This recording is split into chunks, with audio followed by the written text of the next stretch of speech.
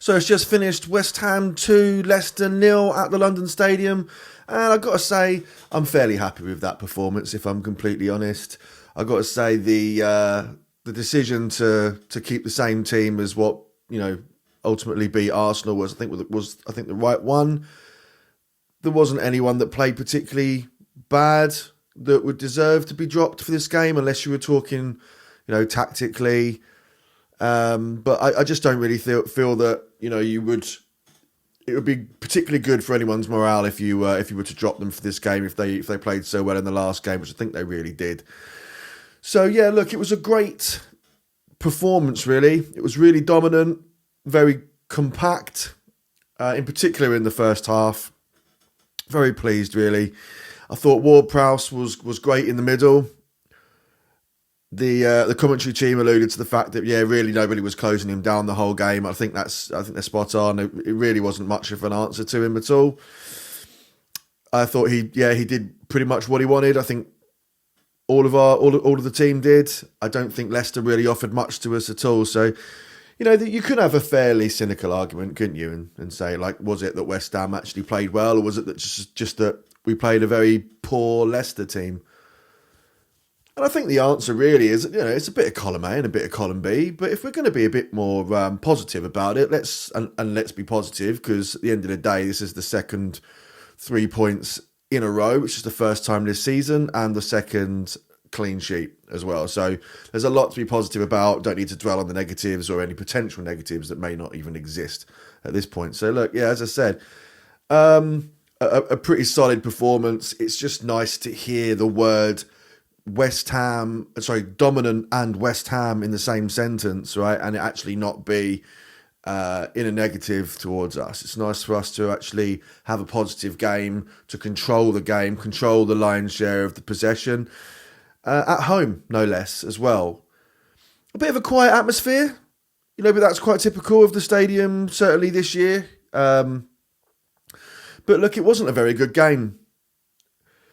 I found myself finding it pretty difficult to get excited at any point, even though, we were, as I say, quite dominant and, 2-0 up. So, at least two moments that you could potentially be excited about.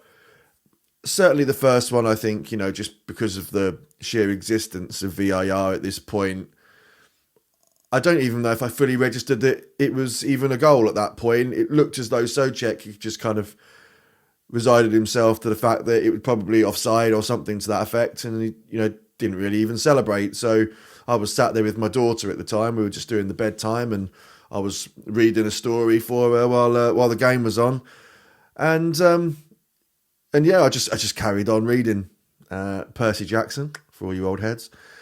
But look, as I say, it was pretty boring.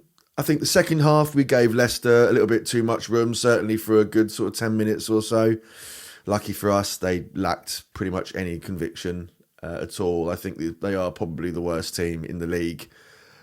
I think even Southampton kind of give it a go. I saw nothing from Leicester tonight. It's hard to believe that they sort of gave us a bit of a spanking earlier on in the season, right? So it's nice to get the win, as it always is, but in particular, obviously, after our performance early on in the season. So, look, a couple of things I noticed actually. I think today has been, like I say, it's positive, right? So they're all very quick to point out the negative stuff, and I think it is a positive, even though essentially it's restoring what we already had, right? The news came out earlier on. I don't know if anyone's read it, about the reversal of the concessions and also the freezing of the season ticket pricing for next year. These things are obviously very good. They're opening up the concessions to other bands as well, much like, as I say, we had before. I don't know how far that goes. At the moment, I'm mostly just sort of seeing headlines. I'm not seeing a lot of detail at this point, so I don't know exactly how much has been unwound. But at least it shows that, the noise that's being made by everybody is being heard and is being listened to. So if we're not getting what it is that we wanted, guys, obviously everyone just keeps speaking up because it is working. And for all of the fan-led initiatives and the fans that are directly in conversation with the club, thank you, well done, keep going, guys. You're doing a really, really good job, doing better than I ever could. So thank you so much. From someone like myself, who's was introduced to West Ham by my father, and introduced to my kids as well, and this is it's a club that you pass down, right? And to not have the ability to take my kids to games would just be devastating. It's not a great thought.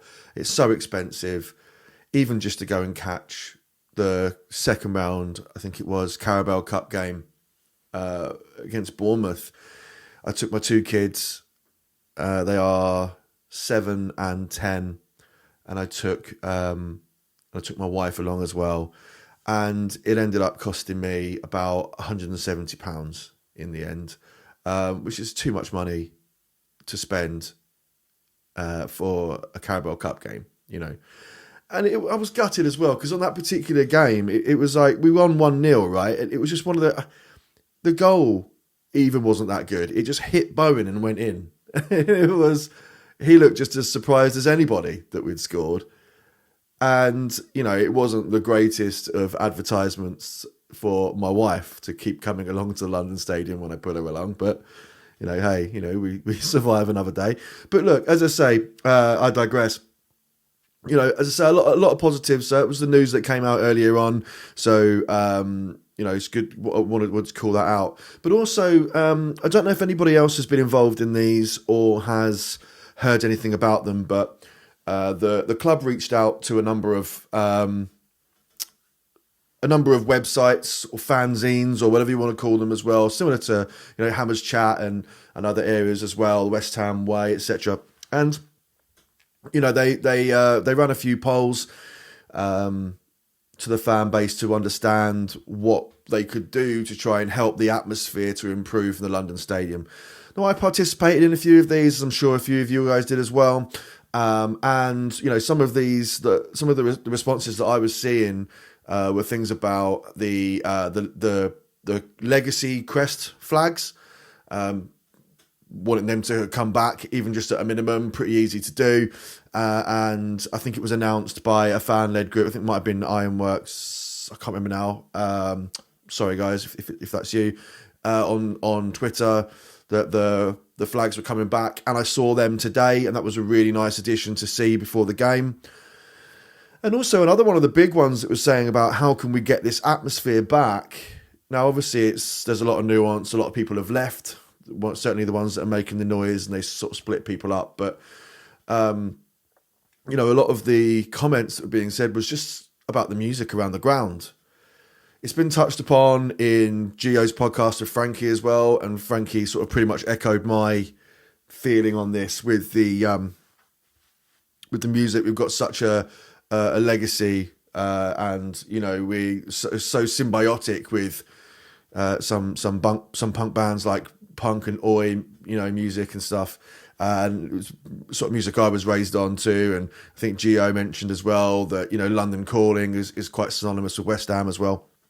And yeah, look, I went in there and I was like, look, what are the songs you want to hear? It's Sham 69, it's Cockney Rejects, it's that sort of stuff, the Clash, yeah, as well as like Maiden, for obvious reasons and stuff like that. So look, it was nice to see at halftime the players walking back into the tunnel to Sham 69. That shows to me people are starting to listen. Hopefully it goes further than that and it's not just surface level. But again, just very, very pleasing to see. I digress, but there's not really a lot to talk about the game. The game was quite flat. It was quite boring, right? As I mentioned before, I think there wasn't really any particularly standout players. I think the commentary team even said, like, look, who are you going to give the man of the match to? And it's like, well, look, there's not really any standout players. So it's Soucek's birthday. Here you go, right? So it was Ariola's birthday as well, of course. But, Soucek scored the goal. Very harsh, as much as it was an own goal. It is a shame, isn't it, that, something like that, which is a little bit subjective, I guess, can be taken away from Bowen, because I think he certainly created that. Very unfortunate to lose that one. But look, I think Potter made quite a lot of subs there in the second half. I'm not sure why he was doing that. If he was just trying to give people some minutes in the legs, I assume that's probably what it was. Mavropanos, I quite liked actually his tenacity when he came on the field. He fouled someone immediately, but hey, look, to be honest with you, for such a boring game, it was a moment for me to get up out of my chair for a second. I quite enjoyed that. So I quite like someone getting involved and giving someone a bit of a clatter. So fair play to you, mate. I was a little bit disappointed with Evan Ferguson, to be honest with you. He's not our player, but you do wonder, don't you? All these strikers that we get in, and they just don't seem to be able to play. And I wonder if this is a system thing. It's the personnel that we have on the field, such as Bowen and Kudus, etc. And do they play well with a striker? Are we really putting balls into the box for a central striker like that, or is it really the kind of system we want to play? And obviously there was that chance right at the end of the game there that really he's got to be scoring that. You can't take 3 touches. That's the kind of ability you would expect from a central defender, right near the box. A little bit unsure, a little bit unconfident, trying to make sure he's got it just in the right spot to be able to take the shot. You need to be able to, act a bit more on instinct for that and just give it a go. No, look, you might have skied it, but actually I think I'd have respected him more. You got to go for it, mate. Granted, it was a great block by the Leicester defender, but he shouldn't have even had the time to get there. Ferguson should have let that one go, take a touch, get it straight off. I don't understand that. I guess maybe it's been a little bit of time. He's been injured for a while. He's got to get himself back into the rhythm of things, and hopefully he can build up his confidence. But you know what'll happen? Maybe he'll score a couple of goals for us right at the end of the season, nice and confident, to go in and make Brighton a bit of money for someone else probably. As I say, look, a bit of a boring game, to be honest with you. I'm really happy to get the 3 points again.